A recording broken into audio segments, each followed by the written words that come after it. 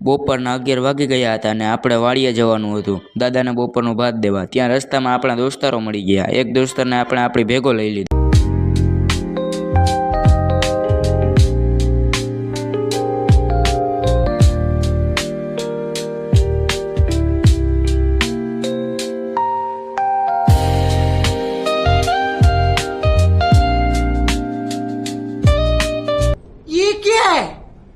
આ છે મતપૂળો જોઈ લીધો અને નીકળી ગયા ઘર બાજુ। ઘરે આવ્યા ત્યાં 12:30 વાગી ગયા હતા। મસ્ત મજાનું ખાઈ પી લીધું ને હવે જવાનું થયું વાળ કપાવવા માટે। 1 hour later. હવે વાળ કપાવીને નાઈ ધોઈને તૈયાર થઈ ગયા। ત્યારબાદ ઇન્ડિયા vs સાઉથ આફ્રિકાનો ઓડીઆઈ મેચ જોવા માંડ્યા। જોયું ત્યાં તો વિરાટ કોહલીએ પોતાની સદી ફટકારી દીધી। બસ આજનો મિની વ્લોગ અહીંયા જ પૂરો। મળીએ બધાને કાલે। જય શ્રી કૃષ્ણ।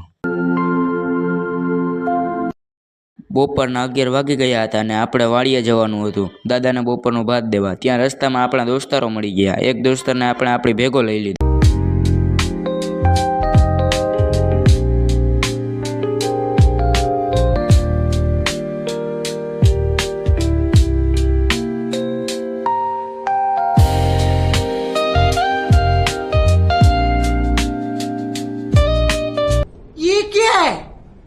આ છે મતપૂળો જોઈ લીધો અને નીકળી ગયા ઘર બાજુ। ઘરે આવ્યા ત્યાં 12:30 વાગી ગયા હતા।